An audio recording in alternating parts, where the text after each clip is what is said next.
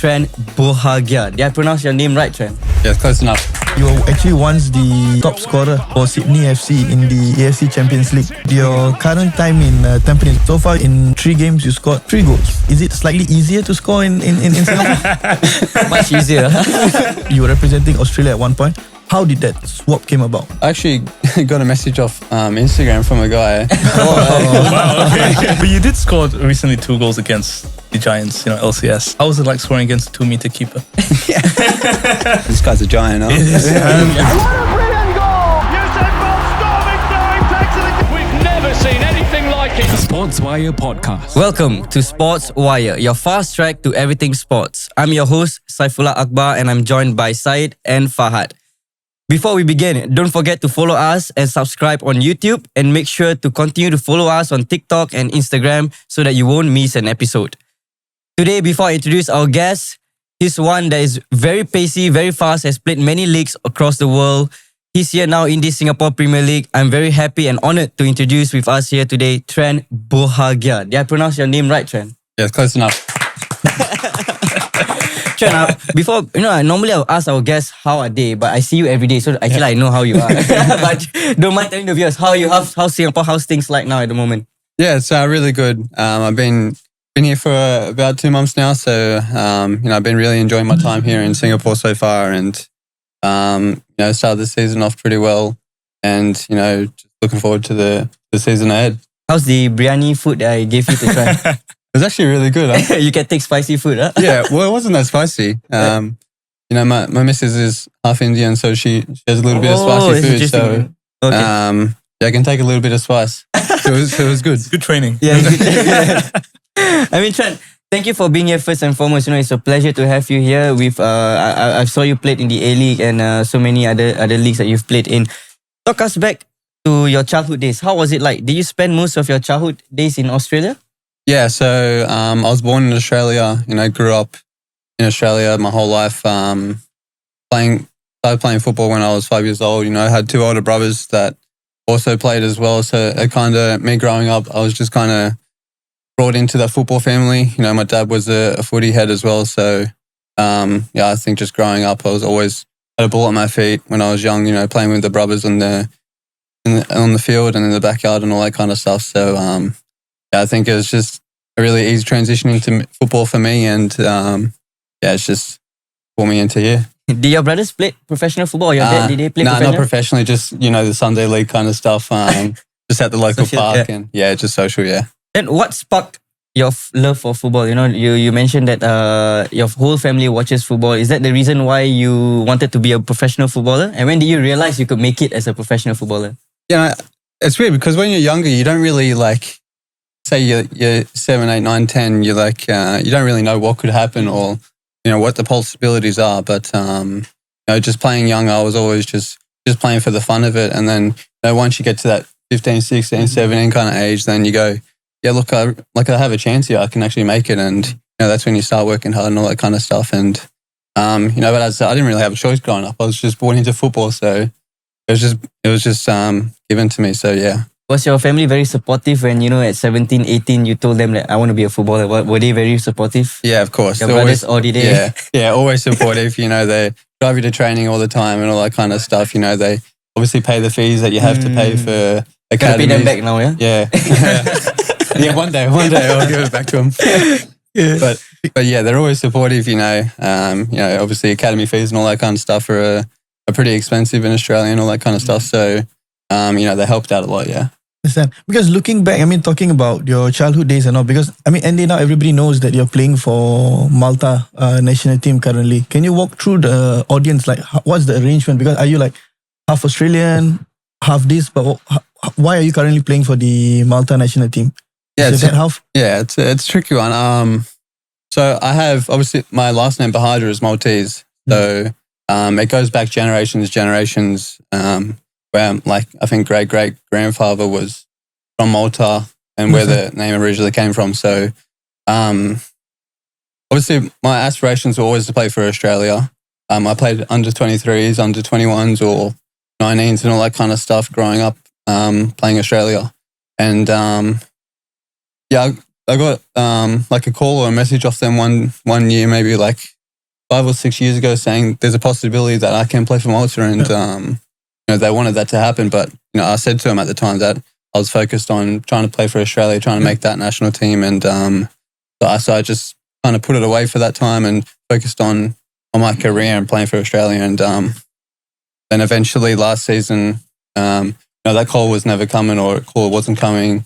So I decided to change nationality to Malta. But growing up, did you spend a bit of your time in Malta? Or was it? Never. Okay. Called you out of the blue then. Yeah.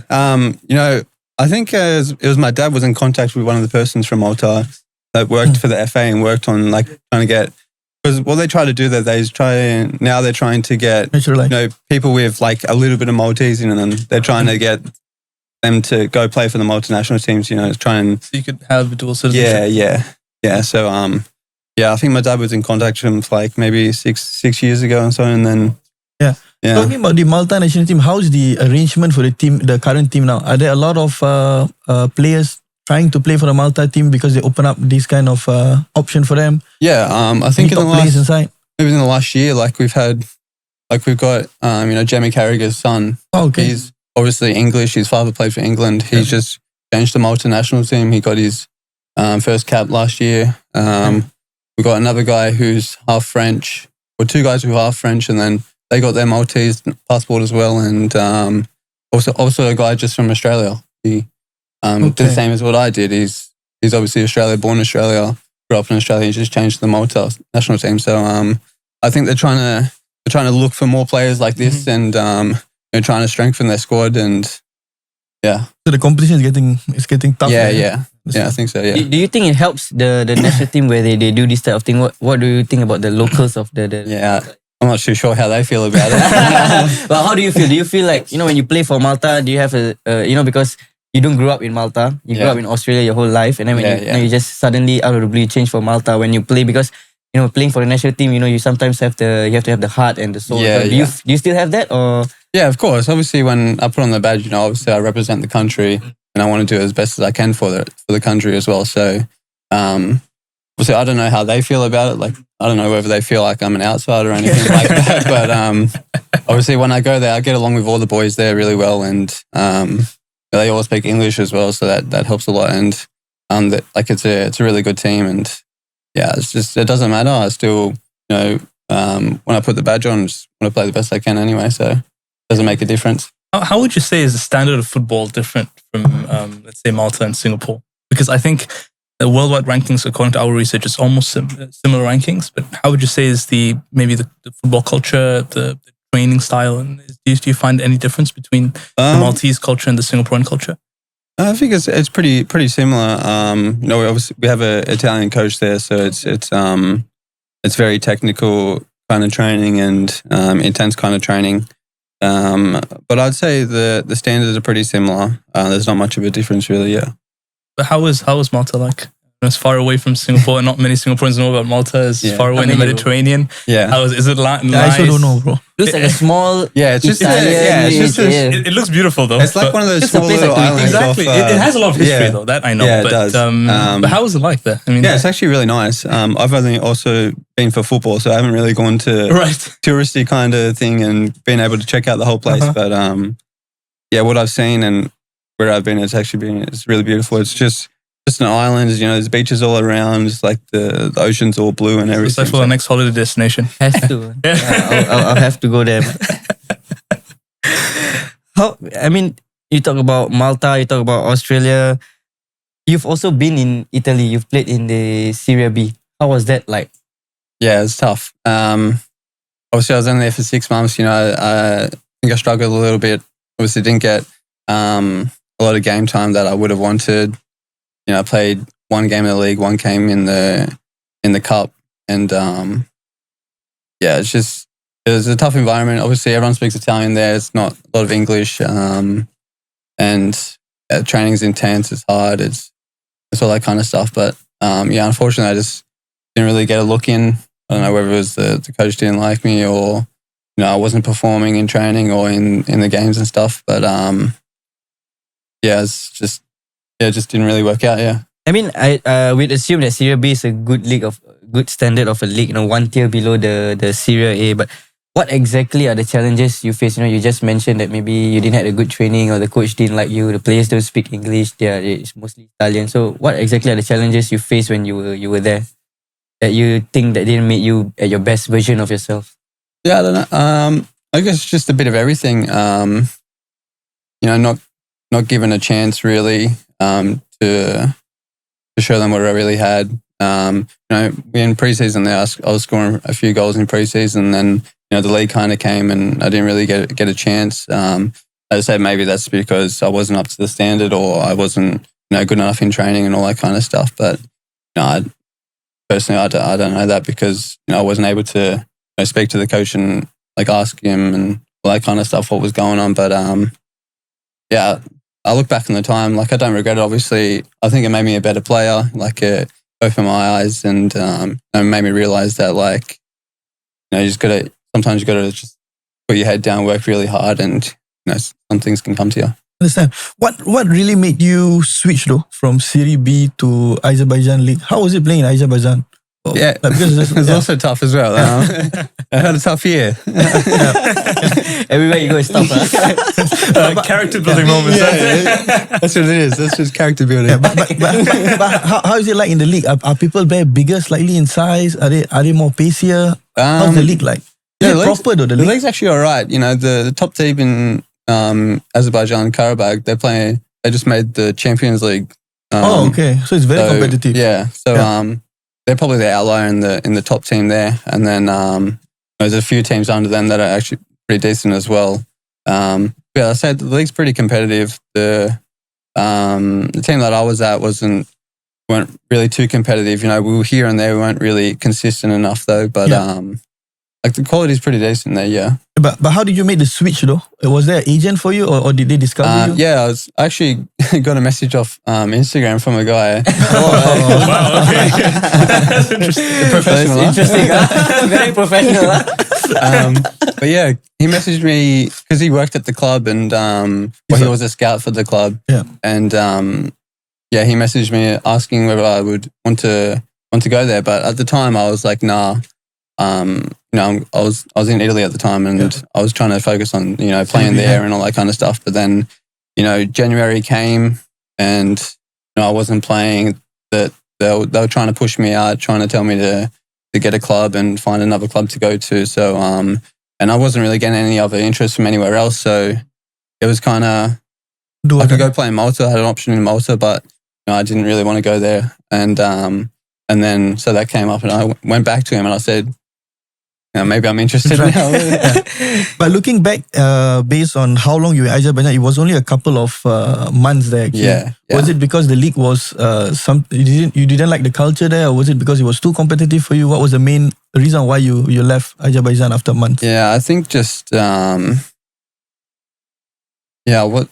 wasn't really playing a lot there either. I was at the start, I was playing a little bit, but then towards the end of the season, it kind of dragged on and. I wasn't playing as much, and so like a mutual kind of thing. Where I had another year on my contract, but just where I was living and all that kind of stuff. It was just it was tough. Yeah.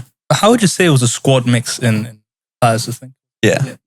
How's the squad mix? Is this mostly from people from Azerbaijan, or was it like foreigners? It's kind of similar to what it is here. I think we had maybe 9 or 10 foreigners as well. So, and then the rest were the Azerbaijan players. So, and the coach was from Azerbaijan. Yeah.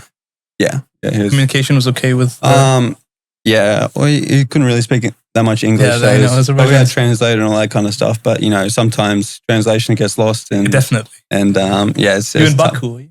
No, we were like one of the only teams not in Baku. We were like 4 or 5 hours on the bus. So every game, every away game, we'd have to travel 4 or 5 hours on the bus. And yeah. So how did the switch to Singapore happen then? What was the story behind that? Yeah, well, so I had Instagram also. Not this one. Not this one. Not this one. You didn't thought it was a scam, huh? Exactly. How did you ever thought this might be a scam? You still replied him. Azerbaijan. Sometimes you got to do what you got to do.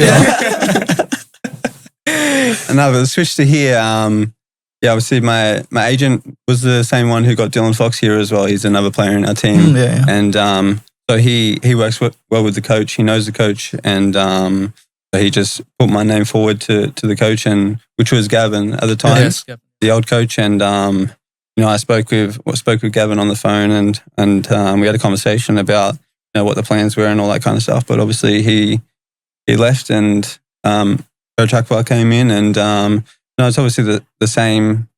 It doesn't really affect me. It's like the coach obviously doesn't really matter. You want to play for the team, and do the best possible. So that's how it came up.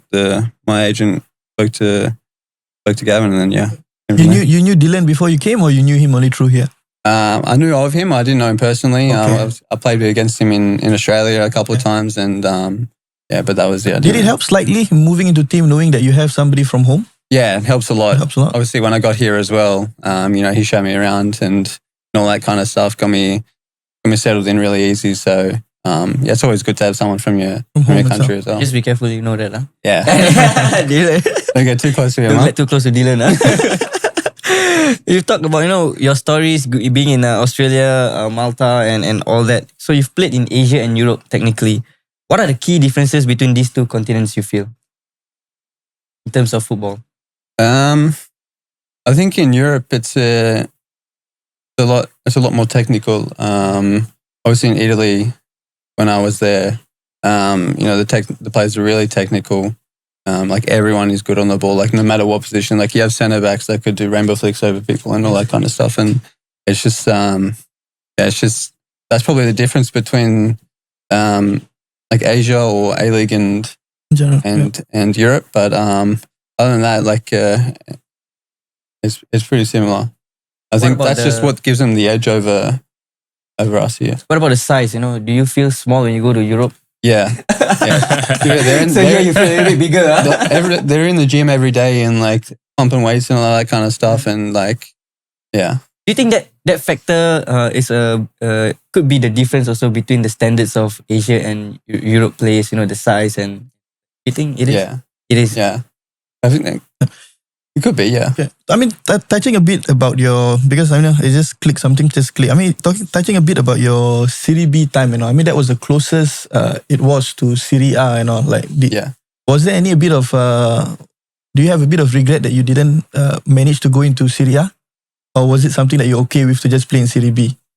Yeah, obviously that's the next step really. After playing B is, you do well in a team like that, and anyone can look at you, you can you could get promoted. Like say my team was doing well and we get promoted to Serie A, then something different. Anything can happen. But obviously every team you go to, you wanna get to that next step, you wanna go to the next level, and that was the next level, but just unfortunately didn't work out.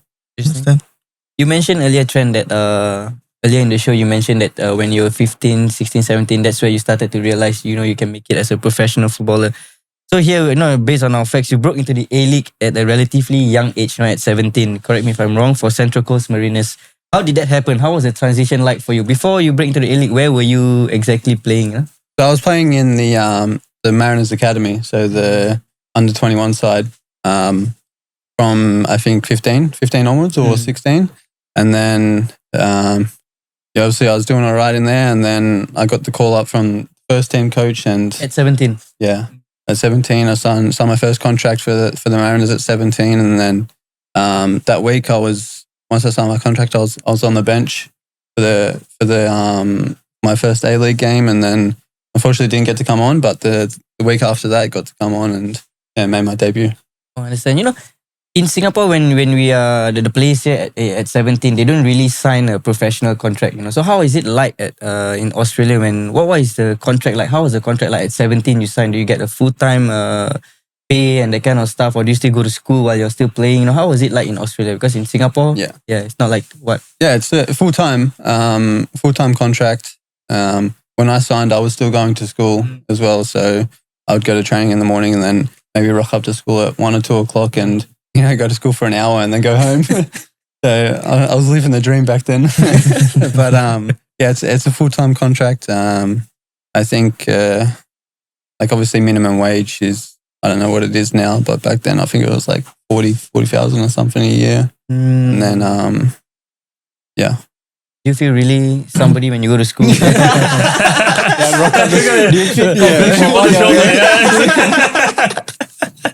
I mean, touching on that, because after that, I think you transitioned to one of the biggest club in Australia itself, Sydney FC and all. How was the transition like?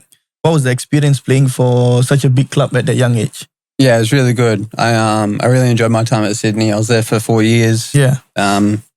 Obviously, I was out for maybe 1.5 of those years through injuries, but you know, it's probably is one of the biggest clubs in Australia, and you know, our team was really good when I was there, and you know, we won the league, we participated in Champions League and all that kind of stuff. So yeah, my time there was really good. Yeah. So you said that you won the league with Sydney. That's an interesting point because, you know, to my knowledge, A-League has this format where in the league, the top 6 will go and play for knockout games. Meaning to say the team that finishes 6th in the league could potentially win the A-League itself. What do you think about that kind of format? Because, you know, you're 6th and you can win the league, but, you know, the whole season you've been doing consistently great and you're first, but you still got to play the knockout. So how was that like, you know? Especially you experienced winning the league. Well, for me, I'm used to it because, you know, I grew up watching the A-League, and then I played in it for 7 years, so this is normal to me. But coming overseas, no one else does it. Like it's only the A-League. Yeah, it's only the A-League that does it. But I think it's also because there's no promotion or relegation in Australia, so they're trying. I don't know, and also there's not a lot of teams, so maybe I know. Also here, there's not a lot of teams. You only play 21 games, but in Australia, I think it's 27 games, and I think they want to make it more games. So they added this series in, or they've always had this series where, you know, you could potentially play another 4 or 5 games and, you know, win another trophy. And obviously you still get a trophy for coming first in the league before the finals. Oh, you still get a trophy for that. So originally you get like the premiership, I think it's called. Okay. And then if you win the finals, then you get like the championship or... But which one is bigger? The grand final? Yeah, the grand final is the one obviously with the the bigger knockout, one. is it? Yeah. During your time in the A-League, you know, was there any like, I wouldn't say funny, but is there a scenario where the 6 end up as the main champion? I'm not sure. There probably has been. I can't remember. Imagine that. But there probably has been someone who has come from 6 and ended up winning. Yeah. Does that format defeats the purpose of having the league, you think? Like, do you fancy this format, or you're okay with it? It doesn't bother me.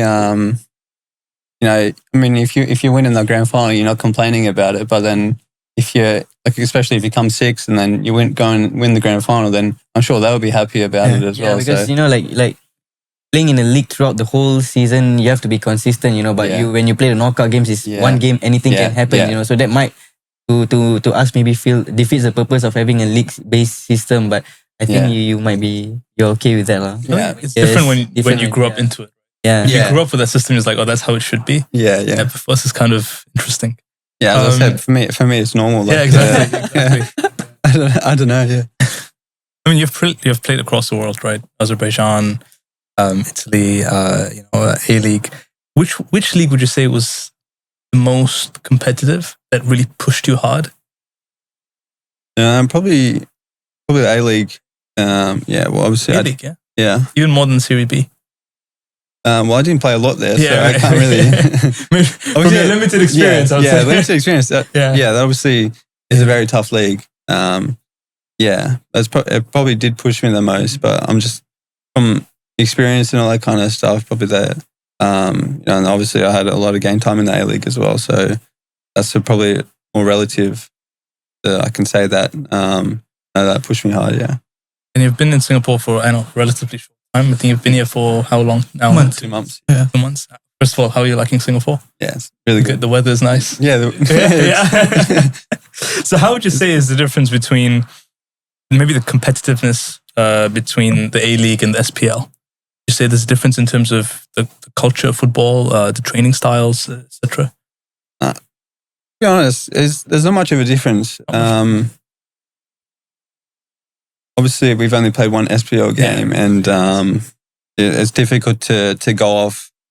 You know, I haven't been able to see every team obviously with us Lions, on City Sailors as well. So obviously they're a really good team has been really good, spent a lot of money on their players, and The training, I've been at the top for a while. Yeah, the training intensity is the same if you compare A-League and Singapore training? Similar? I'd say probably A-League and Italy and stuff is more intense and stuff like What's that. the key difference though? Is it, do they like go harder in training against their own? Yeah. Means they challenge for the ball harder.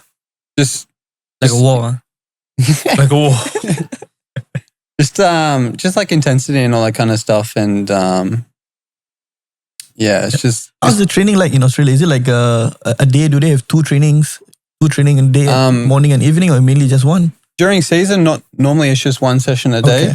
Okay. Pre-season, it's sometimes two a day. When I was in Italy, we did a 2-week camp where we would have double sessions every day for 2 weeks in a row, and whether it be morning session on the pitch and then second gym, or both on pitch sessions. But for 2 weeks straight, we were just on the pitch and just working hard and.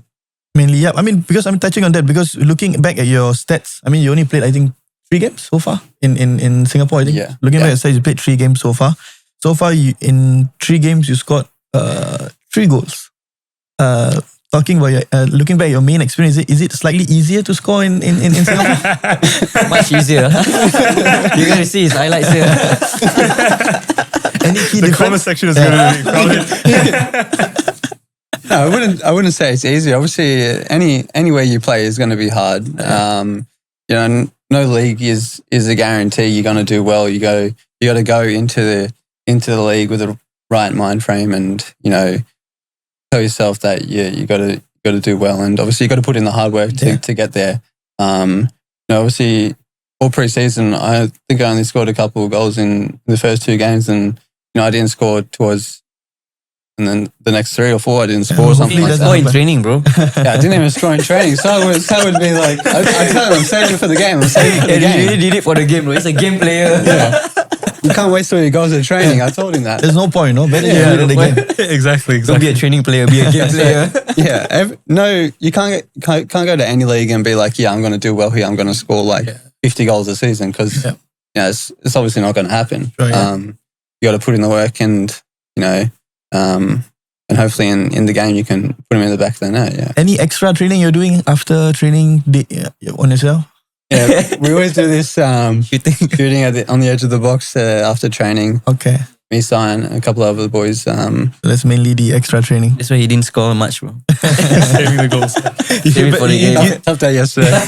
But you did score recently 2 goals against the Giants, LCS. And obviously they're, I think, the top team in Singapore, and also they're very powerful in Southeast Asia. How was it like scoring against a 2-meter keeper? It's like a giant in front of you. Is that kind of height in Europe? Or is it normal in Europe? The 2 meters is pretty. Keepers are normally pretty big. But this guy's a giant. Huh? It's crazy. Was it intimidating though? No, not really. Because we've tall keepers. If you hit it low, it's tough for them to get down on the ground. So everyone has their weaknesses, and once you realize that and you find the weaknesses, it helps a little bit. You've played for some very well-known clubs. Do you see? So Tampines obviously here now. Do you see Singapore SPL as a long-term career path, or do you see it as a sort of a pit stop in your journey to sort of recalibrate and maybe go somewhere else? I'm not too sure yet. Obviously, I came here wanting to have a good season and see what's after that. But I am really, as I've said to Sai, I'm really enjoying my time here, and I could even see myself here. It might be the biryani, I think. But I also think because I've had a tough previous year, and I'm playing here, I'm enjoying my time here. I get along with all the boys, and it's really good. So coming from last year to this year, it's just been totally different, where I can actually enjoy my football and enjoy my time as well. So that also plays a factor in it. If you're enjoying your football, then you're playing well and you're doing all that kind of stuff. So that makes it a whole lot easier. But I come here wanting to, kind of revive my career, and obviously we're only three games in of the career of the season, so it's still a long way to go. But if something comes along next season, I don't know. Obviously, we'll have to think about it. Yeah. But what was the key factor though for your move here? Was it because you needed more playing time, or was it because you just wanted to experience the Singapore football culture? What was the main factor to say that, okay, let me try Singapore football? I think it was, just more playing time. Obviously, the agent that got me here said I would do well in this league, and he said it's an open league where I can use my abilities, my pace, and strengths and all that kind of stuff here. And he said that I would do well. But obviously, I just come here wanting to get more play time, and obviously, as I said before, I didn't have a lot last year, and just wanted to come here and have a good year. Playing time. Before you came here, do you had any expectations like, okay, Singapore is going to be of this standard or that standard? You told me before that you have never been to Singapore. So what kind of expectation you had, when you that contract you signed and all that? So coming here, what kind of expectations you had in mind? Yeah. As I said, I haven't seen a lot of Singapore, or heard a lot about the league either. I heard of LCS before, and I know that they were a good team, and but expectations, obviously they got to be high. You can't, as I said before, you can't go into a league and thinking you're going to do well and all that kind of stuff. You've got to put in the work, and Good. I mean, you've been into many professional league. You've played a lot of places. Your worst experience as a professional footballer, which one would you say? What kind of experience? Yeah, Azerbaijan. Azerbaijan, your worst experience as my worst experience probably towards the end of Italy. Where they were telling me they wanted me to move on. They wanted me to find another club. At training, I wasn't even training with the team. I was on the side doing my own thing, just doing running and passing the ball with the S&C. But they did that to you, yeah, or to all players that they don't want anymore. No, just to me. I don't know. I don't know. I was just outcasted to the side and had to do my own thing. And any reason why? I mean, looking back now, it's been almost a few months, almost a year. But looking back now, do you feel there's any reason on why you were sidelined? Was it because of maybe the coach didn't like you, or?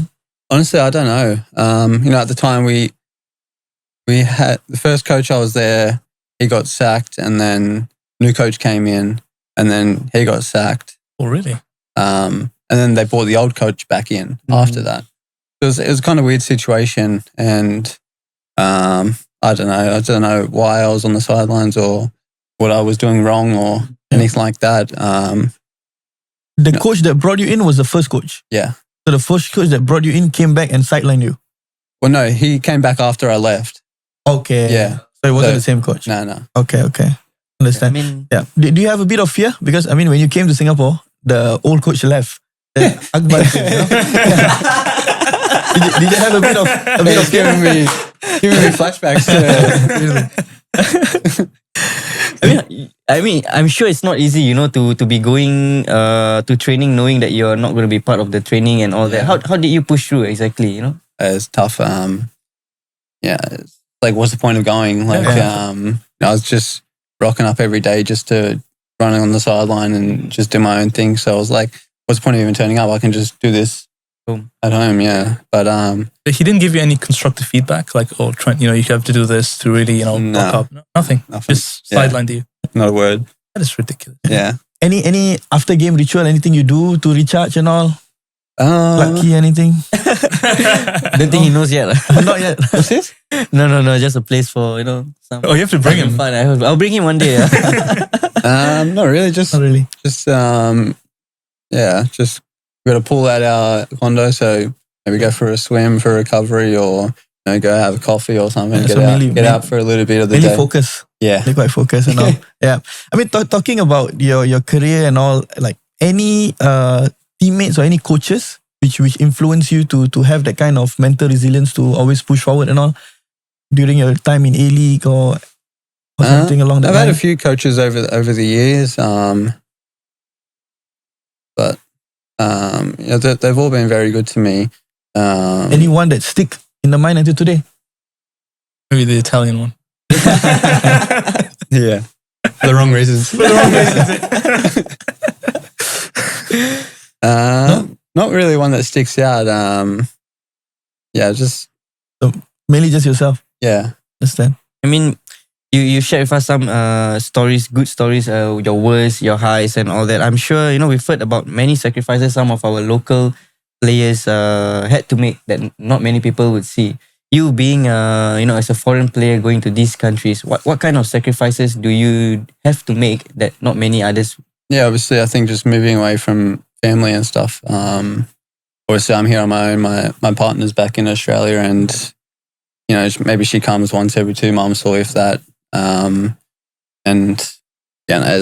It's tough doing that kind of stuff. Obviously, you have family here, and you go home to see family every day and all that kind of stuff. But I know not everyone's in the same boat as me. Some of them would have their partners over here or family over here, but that's probably the main sacrifice that you have to make as a footballer when you go overseas. Is you can't always expect them to come over with you. Obviously they have their own life or they have their own jobs, their own work, and that they have to do. So also living in a foreign country. It's obviously I lived in Australia for my whole life, 25 years or whatever it was. So making that step overseas, it's obviously different to living back home, but obviously Singapore is not much different, to be honest.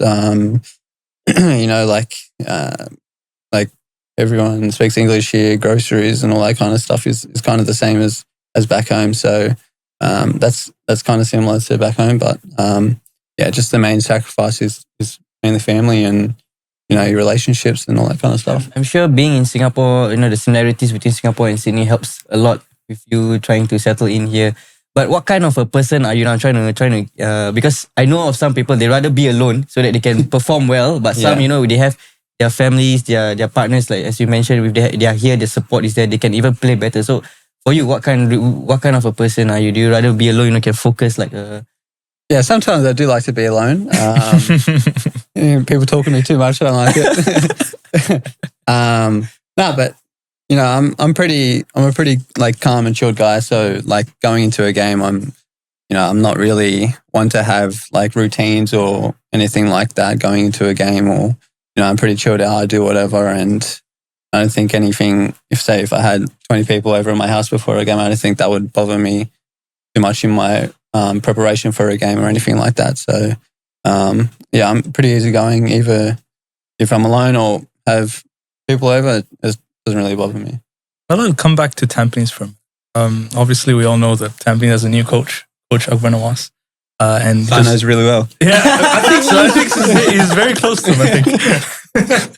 Really well. And you got the Shield recently. How was it like playing under Coach Akbar Nawas? How would you say in terms of management style, in terms of training, coaching style? How would you say that?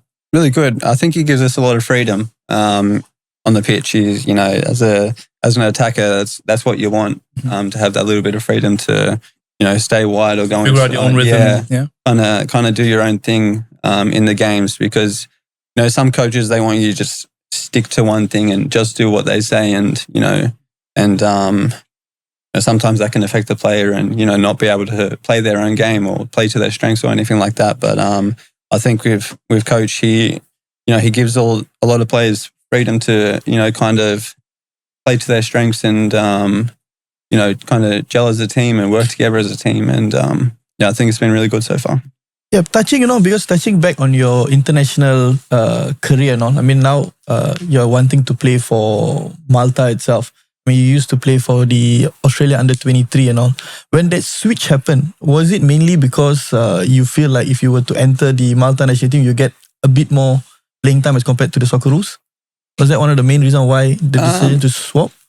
I wouldn't say more playing time. I think the main reason was because of the opportunities that it brings. Obviously, Malta is a European country, so they verse a lot of European teams. So, like right now in our World Cup qualifiers, we have Poland, we have the Netherlands, Lithuania, and teams like this. So, obviously, it's a good opportunity to stay unfortunately I haven't been picked in the squad to play in those games. But if I was, and come up against Netherlands or Poland, and you have a good game, and you score a goal or you do It's well, different, yeah. The exposure is different. It brings endless opportunities to you where maybe someone from the Netherlands is watching and could potentially bring you a move Because there. I mean, for us, I think we all know how it relatively worked for you to get that kind of call up. But I think the audience, a lot of them don't actually understand how's the arrangement like. So I mean, Ende, you were representing Australia at one point. How did that swap came about? Did they reach out to you personally, or was it through an agent? Was it through your parents? How was the arrangement like for somebody from Malta to reach out to you? Yeah, they reached out personally to my dad 6 or 7 years ago and said that we can make this happen. That I've got, obviously can get the Maltese passport, and then I could change and play for the Malta national team. So that happened about 6 or 7 years ago, and then only last season I decided to make the change because, as I said before, the Australian call up wasn't coming, and I think obviously 27 now, and obviously it's not too late to obviously be called up for the national team for Australia, but I was looking at who Malta's versing, and the caliber of teams they're playing against and opportunities they could bring, and that's what ultimately made me. But how's the arrangement like? So if let's say you to take up if you were to represent the Malta national team, the Australian passport you have to give up, or is it? No, I have both. I have Australian and Dual citizen. Oh, okay. dual citizen. So if let's say Australia were to call up, if let's say you were to get a call up for Australia, you cannot. cannot. Because you already played for Malta, right? So once you make a senior appearance, you can't change. Because I only played under 23s and stuff for Australia. It was still okay. I was able to change, but once you make that first senior call up, then you can't change What national. if they call you now, bro? Australia. Too late. It's too late. I can't change. Just pledge allegiance Will to you go home Malta. and scream? No, I'm happy with my decision. Obviously, I don't have any regrets or anything. It's been a good experience so far. Stay here for 5 years, play for Singapore. Yeah, that's the rule there. If you want to play for Singapore, you have to stay 5 years, and there's a lot of steps trying to get the citizenship. So it's interesting. Other countries they can just give. And in Singapore, we don't allow dual citizenship as well. Yeah. Oh, really? Yes. So you have to renounce your original citizenship. Will you be willing pledge to allegiance renounce? to Singapore. Yeah, right. Stay here 5 years and then you can play. But he has to give up his Maltese and Australian citizenship. It's crazy. I didn't know that. Yeah. But will you be willing though to give up any of your citizenship if Singapore were to call? No, I cannot do that. I can't do that. Because then I can't go back to Australia. You go in as I don't have a citizenship because I have to give No, it up. he doesn't go as an Australian citizen. Yeah. He goes as a Singaporean. foreigner. Yeah. Yeah, in Singapore, if I can't you go back home then. in Singapore you cannot have. Looking back mainly at your current time in Tampines, because I think you guys, Tampines were qualified for the AFC and all. Yeah. And looking back at your achievement, you were actually once the top scorer for Sydney FC in the AFC Champions League. Yeah. When was that, and how did that happen?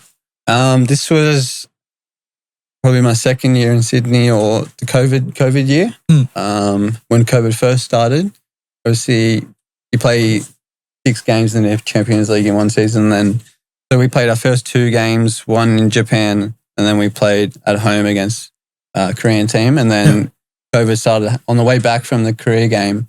On the way back from the Japan game, COVID started to happen, and everything was starting to shut down and all that kind of stuff. So then they still wanted the ACL to go ahead, so we had to go into a hub in Qatar with all the other teams. So then I scored a goal against the Korean team at home, and then we went into the hub in Qatar for, I think it was 3 or 4 weeks, and then we had to play 4 games there. Okay. And I scored 4 games in 4 goals. 4 goals in 4 games there. So it was good.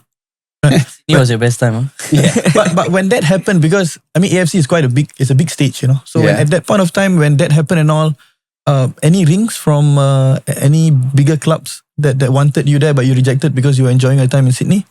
No, I got nothing then. I think because of the time it was COVID and not a lot of people were spending money or getting players from overseas. So I think it was at the wrong time where I was scoring. So, but hopefully, maybe you can land a contract somewhere. No, hopefully, maybe this season you can replicate something similar with Tampines. You never know what. Yeah. Any dream clubs you're wanting to? Tottenham. Favorite club. You said dreams.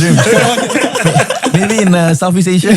Tottenham, they had an Australian coach before. Why didn't call you, bro? I should call him up. Huh? Yeah, you should have called him up, bro. Just say, I'm here. I played with the assistant. Montgomery is. He was the assistant at Tottenham, and I played with him when I was at the Mariners. Like when I made he assisted me for my first A-Legue goal. So it's possible, huh?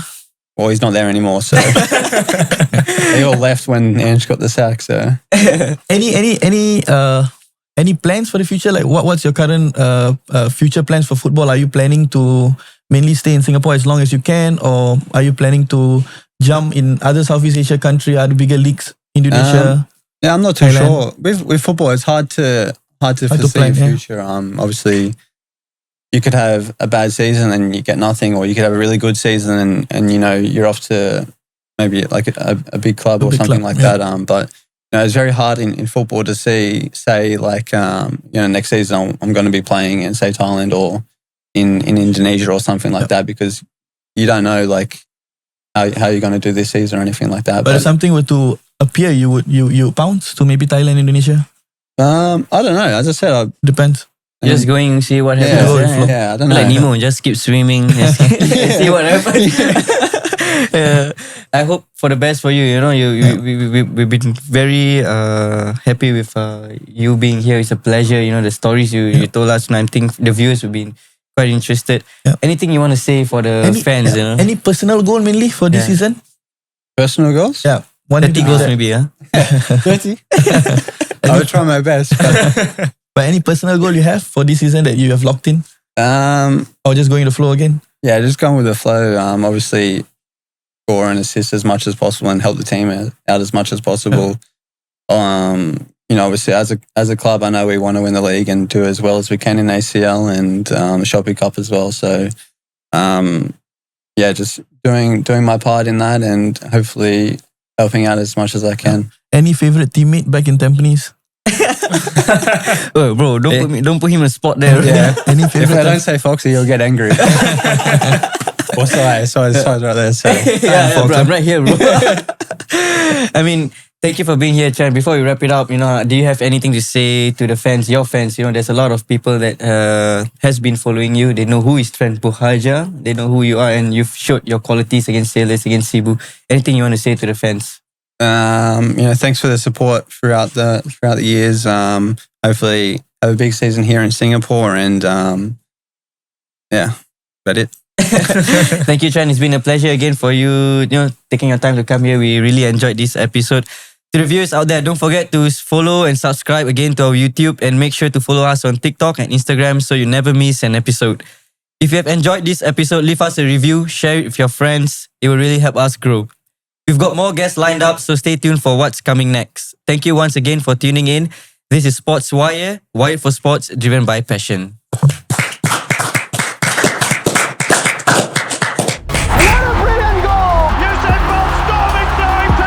We've never seen anything like it. The Sportswire Podcast.